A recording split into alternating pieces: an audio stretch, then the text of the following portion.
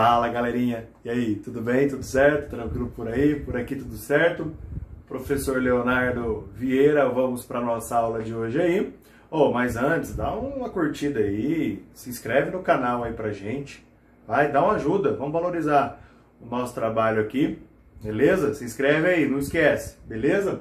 Bom, hoje vamos falar sobre atividade industrial. Na verdade, separamos aqui 4 países. A ideia seria colocar a atividade industrial dos BRICS, né? Mas não dá para falar num vídeo só sobre Brasil, China, Índia, Rússia e África do Sul. Então nós vamos separar. Esse vídeo falaremos sobre esses 4, né? E no outro a gente fala sobre o Brasil especificamente, porque a indústria brasileira nos merece um destaque mais amplo, maior e tudo mais, certo?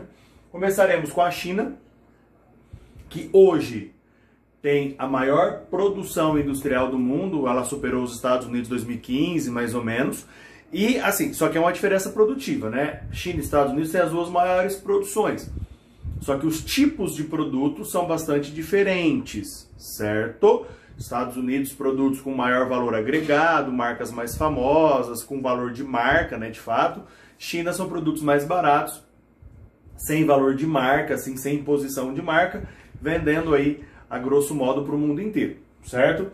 Bom, só que a China nem sempre foi assim, né? Esse desenvolvimento industrial chinês, ele começa no finalzinho da década de 70, quando morre, né? Sai Mao Tse Tung do poder, extremamente socialista e tal, e entra Deng Xiaoping. E esse Deng Xiaoping começa uma revolução na estrutura da economia chinesa, né? E essa estruturação é uma estruturação basicamente econômica, lembrando que politicamente continua um partido só, você tem um controle do Estado, do governo sobre todo o sistema operacional do país, mas se abre uma parcela aí da agricultura, da produção industrial e tudo mais para o capitalismo. E aí dá muito certo na ideia de crescimento. A China começa a crescer absurdamente e de quando tem essa abertura do país para o capital externo até o ano passado, a China sempre cresceu positivamente, nunca teve retração da sua economia. Por mais de 30 anos teve crescimento de mais de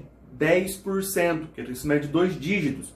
E esse ano, que a gente não sabe, né, devido ao coronavírus, a situação lá também foi bastante complicada, então não sabemos ainda no final, mas foi o primeiro trimestre, esse começo agora, né, janeiro, fevereiro e março, foi o primeiro trimestre desde 79 que a economia chinesa diminui, ela decresce, o PIB entra negativo. Isso então mostra um crescimento histórico e bastante expressivo. Dentro da China há algumas áreas de implantação industrial. Essas áreas a gente chama de ZEE e ZPE, tá? São as zonas econômicas especiais e as zonas de processamento de exportação. Resumindo, moçada, são áreas próximas ao litoral, né, para facilitar a exportação. Então aqui você tem a concentração industrial chinesa, você vai ver que há um predomínio das áreas litorâneas, principalmente, para facilitar o fluxo, né, de matéria-prima, de exportação, de importação, de tecnologia e tudo mais. E aí essas áreas elas são dotadas de uma infraestrutura muito grande. Então vai desde uma logística muito ferrada que a China tem, com utilização de rios, de ferrovias, hidrovias, transporte marítimo, ferroviário, hidroviário, rodoviário, é tudo interligado. Então há uma logística muito importante dentro do país e essas áreas são dotadas dessas infraestruturas que toda a indústria precisa. Você tem a redução ou quase isenção de impostos nessas regiões. Então a mão de obra, a gente já vai ver que é uma mão de obra muito abundante, muito barata, tal. Então essas áreas elas facilitam muito esse crescimento chinês, mas não é só aqui, né, que essa indústria cresce. Ela se desenvolve para outras regiões. As produções são imensas, principalmente se você pegar aqui a maior produção industrial do mundo, com produtos baratos. Então se produz muito em larga escala. E quando a indústria chinesa hoje para de funcionar, estamos vendo aí, coronavírus, a indústria chinesa parou, o mundo inteiro precisando, por exemplo, de EPI, né, que são os equipamentos médicos aí individuais, o mundo não tem, porque depende todo mundo da China. A China tem que mandar e são produtos baratos, básicos, simples. Então o mundo depende muito, as produções chinesas são imensas e abastecem o mercado mundial. Ficaram muito famosos e são muito famosos pela indústria da cópia. Hoje não é tão efetivo isso mais. Era maior essa indústria da cópia, hoje ela ainda acontece E é isso aí, eles ou fazem parecido ou fazem igual.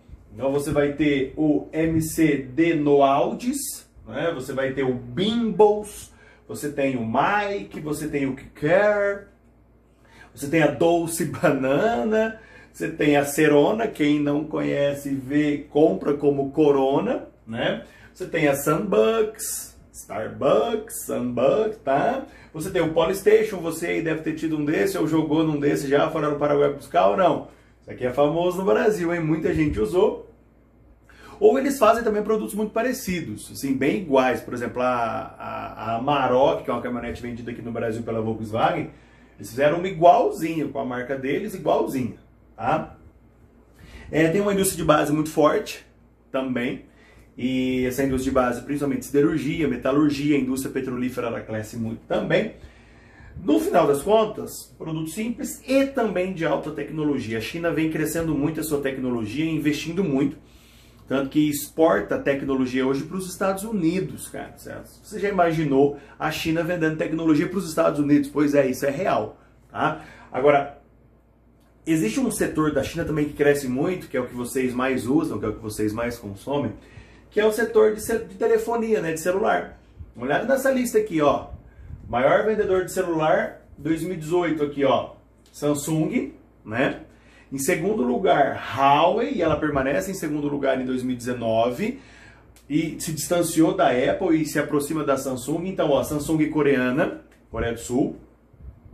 Huawei, sei lá como fala isso aqui, é chinesa, né? Apple, acho que vocês já ouviram falar, estadunidense. Xiaomi chinesa, Oppo chinesa, ou seja, a Lenovo aqui também é chinesa, tá? Ou seja, você tem um crescimento da indústria de tecnologia da China imenso. Lembrando que a Lenovo é dona da Motorola também, então há um crescimento chinês absurdo também nessas áreas de tecnologia, certo? Bom, eles têm uma mão de obra, então, muito grande, né? A maior população do mundo, e tem uma mão de obra muito grande, muito barata e muito disciplinada. Eles trabalham muito, o chinês trabalha muito, isso vem de contexto histórico. Capacidade logística, eu já falei, aliada à tecnologia, já falamos sobre isso. Eles usam muito estratégia comercial de venda online. Então, você tem ali, você tem a AliExpress, você tem a Alibaba, você tem vários serviços internacionais que vendem para o mundo inteiro, produtos baratos, e o mundo inteiro compra. Então são estratégias baratas para um público que compra bastante, principalmente a classe C. E aí a venda, ela é constante, tá? O preço sempre é muito barato, porque os caras preferem jogar o preço lá embaixo para vender muito. Então você não ganha muito dinheiro vendendo 1, 2 produtos. Você ganha muito dinheiro vendendo muitos. Então é a ideia de vender muito para ter lucro. Por isso que o preço também é sempre lá embaixo, certo? As leis trabalhistas na China, não é que elas não existam, elas existem. Né? E toda produção na China é com trabalho escravo. Não, não é. O salário mínimo chinês é muito parecido já com o do Brasil. Então, assim, tem trabalho escravo na China? Tem. Tem trabalho escravo no Brasil? Tem também. Lá talvez uma proporção um pouco maior, né? Mas aqui também tem. Então, assim, as leis são menos severas, o pagamento de impostos sobre a produção é muito menor do que, por exemplo, acontece aqui. E você tem uma questão importante, que é a desvalorização da moeda chinesa. Ela vale muito menos que o real. Entenda o seguinte, os caras vão exportar o seu produto, né? Então ele vai vender para o mundo. Ele vende em dólar, certo? Se ele desvaloriza a sua moeda, com 100 dólares, se a moeda do chinês é muito desvalorizada, que é o yuan, com 100 dólares você compra muito mais produtos do que se for uma moeda muito valorizada. Então o Japão usa essa técnica, os tigres asiáticos usam isso. A moeda deles é super desvalorizada para facilitar a exportação. O governo chinês ele controla o câmbio. Diferente do Brasil, que você vê um câmbio muito louco aí, câmbio variável, o dólar explodindo aí, porque o governo não tem controle. Na China o governo tem controle sobre isso. Ele valoriza e desvaloriza a moeda dele, para facilitar ou dificultar as relações comerciais, geralmente desvaloriza para facilitar. Certo? Índia. A Índia tem hoje uma das maiores economias do mundo, um processo crescente de produção industrial. Aliado muito parecido com a China, só que assim, você tem também uma mão de obra abundante, muito barata, você tem uma qualificação até dessa mão de obra, E principalmente, cara, a mão de obra indiana fala inglês. Então facilita muito que várias empresas do mundo se instalem na Índia para aproveitar essa abundância de mão de obra e aproveitar a língua inglesa. Então facilita muito, é muito comum, cara, nos Estados Unidos ligar, sei lá, para um call center, ligar para uma área industrial e atender um indiano que está na Índia, literalmente trabalhando da Índia, atendendo questões dos Estados Unidos ou produzindo, enfim. Então vem crescendo muito. Há investimento muito grande na educação na Índia. Apesar de milhões e milhões de pessoas na Índia viverem na linha da pobreza, não ter educação para todo mundo, pela religião, eles valorizam o conhecimento. Então, eles buscam muito esse conhecimento a todo instante. E isso vai trazendo resultados agora na ciência. Porque muitos saíam da Índia e iam para o mundo afora. Por exemplo, você já assistiu a série The Big Bang Theory aí, certo? Tem o Raj lá, não tem o indiano lá? Aquele indiano é um clássico processo natural. Existe esse processo de fato. Os indianos irem para o mundo, desenvolver tecnologia e levar conhecimento. Só que agora o governo indiano está dando possibilidade e oportunidade dessas pessoas ficarem na Índia. E isso vai levando, então, tecnologia e desenvolvimento para a Índia. Principalmente a região de Bangalore, que é essa região aqui, mais ao sul da Índia. Certo? Essa região aqui tem um desenvolvimento industrial muito intenso, principalmente ligado à tecnologia, tá? Desenvolvimento de satélites e tudo mais. É o que eles chamam de Vale do Silício Indiano. Então a Índia vem num crescimento interessante, tem uma indústria de base legal também, tem uma produção siderúrgica, metalurgia bem interessante. A indústria têxtil indiana famosíssima, os tecidos, as sedas indianas são muito famosas. E dependendo com valor agregado bem alto. Desenvolvimento de tecnologia, né? Softwares indianos são muito famosos. A informática, sistema de telecomunicação é muito importante na Índia. E muito sistema também fora do controle oficial, né? Tem muita coisa na Índia que a gente considera aí irregular no sistema do marco regulatório que a gente tem, porque são áreas mais não legalizadas e há uma atuação muito grande dentro da Índia desse setor aí, tá? Tem muito investimento estrangeiro, só que assim, ó, a mão de obra indiana ela é muito boa para trabalho, só que ela não é muito boa para comprar. Existe uma ideia religiosa do não consumismo, né? Então eles não consomem tanto, tal. É uma questão que dificulta um pouco as indústrias aproveitarem o mercado consumidor. Ele é muito grande, mas ele consome pouco, não só pela pobreza desse mercado consumidor, como também pelas questões religiosas de diminuição do próprio consumo.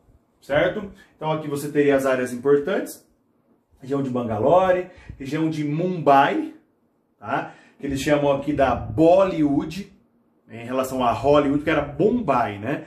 Aí fazia Bollywood, Bombay com Hollywood, Bollywood, que é a maior indústria cinematográfica do mundo, que mais produz, não tem os filmes mais caros, mas é o que mais produz.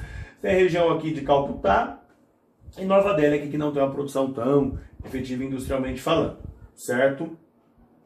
Bom, Rússia. A Rússia é um país também que cresce muito, também um país emergente, tal aí, né? Só que a Rússia é muito dependente das suas indústrias de base, ela é muito dependente dos recursos naturais do território. Então, o desenvolvimento industrial russo passa pelas suas reservas de petróleo imensas, passa pelas suas reservas de gás natural. Temos até uma aula no canal aí sobre a questão do petróleo, falando um pouco sobre a Rússia, a Arábia Saudita, enfim. A Rússia tem uma influência muito grande nesse cenário.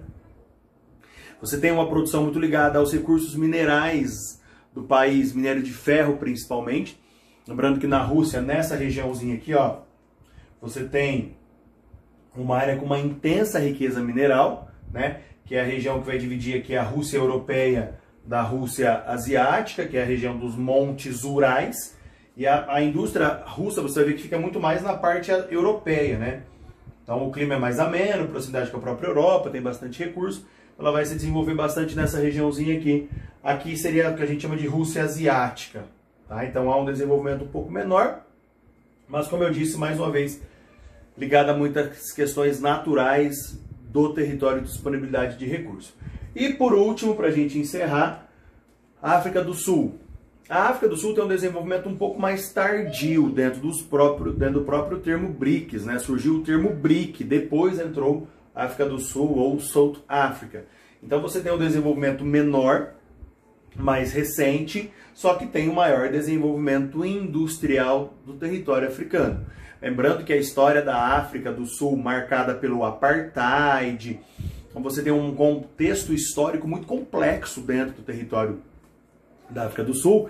Isso dificultou muito o desenvolvimento do país enquanto país de fato, tá? Então é um desenvolvimento mais recente, também um país que tem bastante indústria de base, que tem um desenvolvimento industrial ligado aos seus recursos naturais, muito explorados, obviamente, por empresas estrangeiras, aqui na África do Sul. Você tem uma indústria naval importante, uma indústria alimentícia, têxtil e uma indústria automobilística crescente. Então, assim, não tem uma indústria muito forte, muito efetiva, mas vem num processo de crescimento interessante e caminhando aí.